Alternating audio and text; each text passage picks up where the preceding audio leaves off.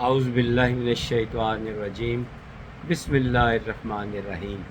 تمام دیکھنے اور سننے والوں کو میری طرف سے باادب السلام علیکم ورحمۃ اللہ وبرکاتہ۔ امید ہے کہ آپ سب لوگ خیریت سے ہوں گے۔ اللہ تعالیٰ آپ سب کو اپنی حفظ و امان میں رکھے۔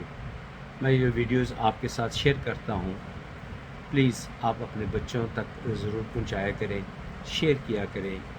ان کو نہیں شیئر کرتے تو ان کو یہ واقعات سنایا کریں۔ خیر، جو آج واقعہ سنا رہا ہوں وہ بھی تاریخ کا حصہ ہے۔ تاریخ پڑھنے کا مجھے شوق ہے تو میں یہ واقعہ آپ کے ساتھ شیئر کر رہا ہوں۔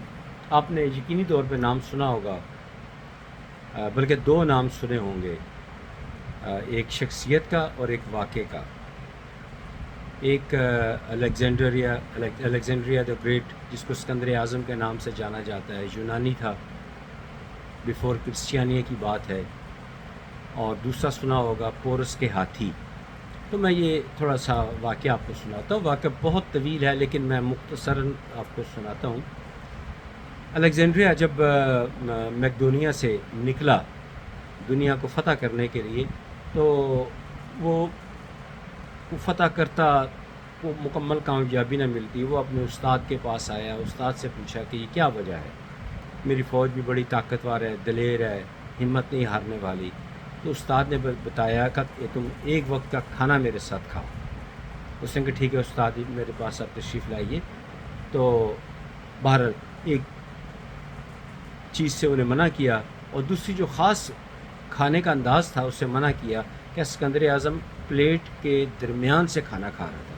انہوں نے کہا درمیان سے کھانا نہیں کھاتے، شروع سے کھانا کھاتے ہیں۔ اس نے پوچھا اس کا کیا مقصد ہے، کیا آپ کہنا چاہتے ہیں؟ کہ اس کے استاد نے اس کو کہا کہ اس کا مقصد یہ ہے کہ تم جو بالکل میکڈونیا کے ساتھ جو علاقے ہیں، گاؤں ہیں، جو قصبے ہیں، ان کو تم فتح کرنے کی کوشش نہیں کر رہے، بلکہ ان سے آگے جا کے فتح کرنے کی کوشش کرتے ہو۔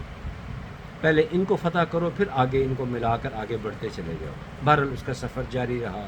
وہ حجاز مقدس اس وقت تو عرب تھا، دین اسلام کا کوئی تصور نہیں تھا۔ وہاں سے ہوتا ہوا بڑی دنیا فتح کرتا کرتا ادھر جو ہمارا علاقہ ہے گلگت بلتستان، ہنزا، کیلاش، یہاں سے ہوتا ہوا پھر یہ جہلم تک پہنچا۔ اور جہلم پہنچ کر ایک انتہائی طاقتور بادشاہ سے اس کا سامنا ہو گیا۔ اس کا نام تھا پورس۔ اس کے پاس بڑی طاقتور فوج تھی، عسکری طاقت بہت زیادہ تھی، اور ہاتھیوں کی بھرمار تھی۔ یہ جہلم کا واقعہ ہے۔ اور پورس کو بھی اطلاع ہو چکی تھی کہ اسکندر اعظم باز نہیں آیا اور گھومتا پھرتا میری طرف بڑھ رہا ہے، تو اس نے بھی بھرپور تیاری کر لی ہوئی تھی۔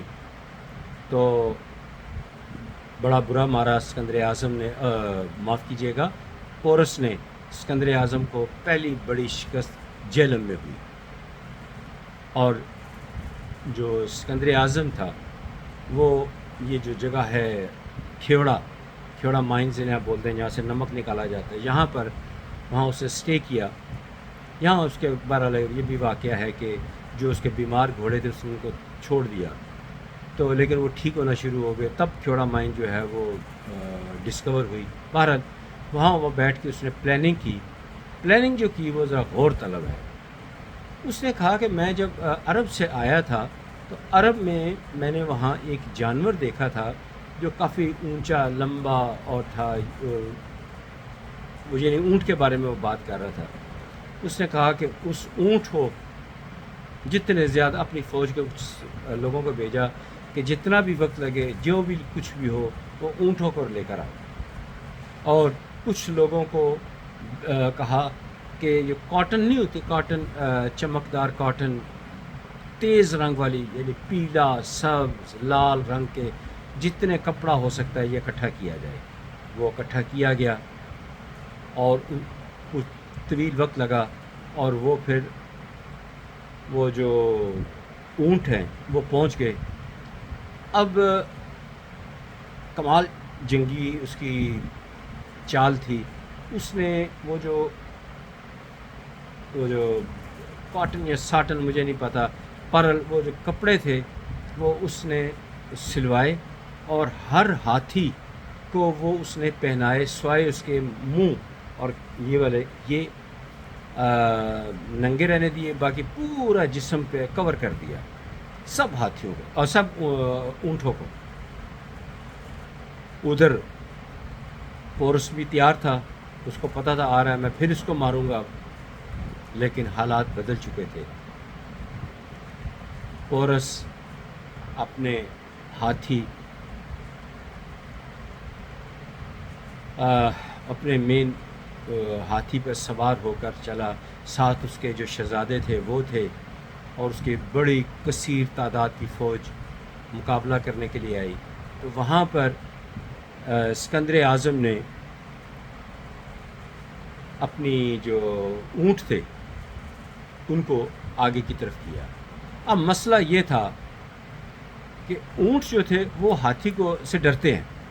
اونٹ نے جب ہاتھی کو دیکھا، اس نے پہلی دفعہ طاقتور جانور دیکھا تھا، وہ ڈر گیا، اور جب ہاتھیوں نے اونٹ کی طرف دیکھا، انہوں نے کہا یہ اتنے بڑے بلا جانور کہاں سے آئیں گے جو ہم سے بھی اونچے لمبے ہیں، گردنیں یہ وہ۔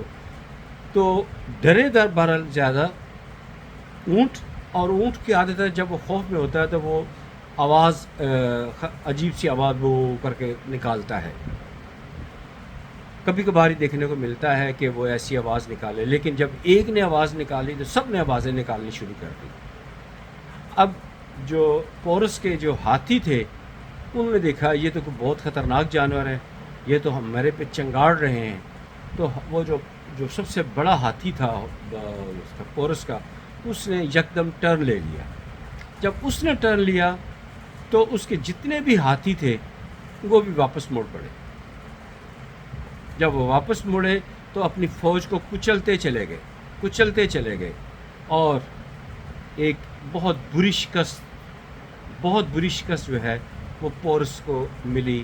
اسی لیے کہاوت استعمال کی جاتی ہے، تم تو پورس کے ہاتھی ثابت ہوئے ہو۔ تو بہرحال یہ بھی ایک چھوٹی سی بات اور سن لو، یہ آپ نے سنا ہوگا،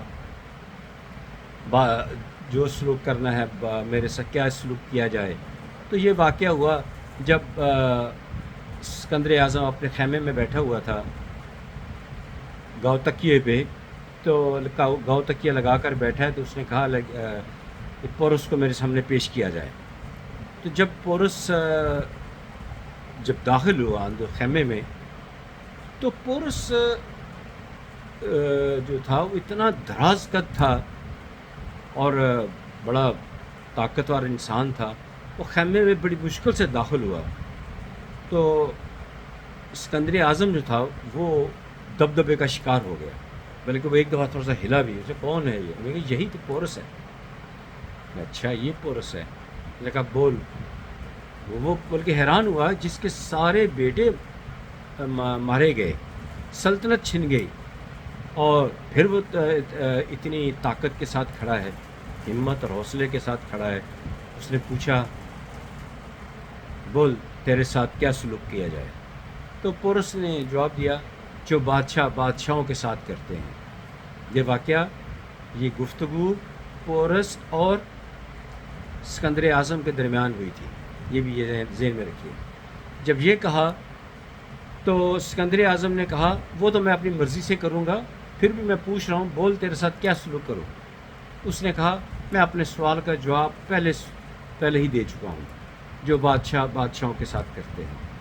تو اسکندر اعظم کو اس کا یہ انداز اچھا لگا۔ اس نے کہا میں یہ اپنی جو فتح ہے یہ میری ہے، لیکن میں سب کچھ تجھے واپس کرتا ہوں، مجھے تمہارا یہ انداز پسند آیا ہے۔ بہرحال پھر وہ واپس گیا اور چھوٹی سی عمر میں اس کا انتقال ہو گیا۔ اس کی ماں جس کو سانپ پالنے کا شوق تھا وہ بھی شاید بیمار ہو گئی، مر گئی شاید۔ ایگزیکٹ تاریخ میں کچھ نہیں لکھا، کچھ لکھا ہے کچھ نہیں لکھا، لیکن وہ جو تھے اسکندر اعظم البتہ بیمار ہو گیا، اور پھر اس کا انتقال ہو گیا۔ اور میں نے ذاتی طور پر خود یونان ایتھنس میں بڑے قابل احترام ہمارے ایمبیسڈر ہیں، انہوں نے مجھے بہت پیار دیا، محبت دی، عزت دی۔ یہ 14 اگست 2017 کی بات ہے۔ تو پھر 15 اگست کو میں نے اجازت طلب کی کہ میں کچھ جگہ دیکھنا چاہتا ہوں، تو انہوں نے مجھے اپنے ساتھ گاڑی میں بٹھایا، فلیگ کار تھی، وہ مجھے میوزیم اتارا، پھر اپنے کسی کام چلے گئے، اور انہوں نے کہا اتنی دیر کے بعد میں پھر واپس آؤں گا اور آپ کو لے کے جاؤں گا۔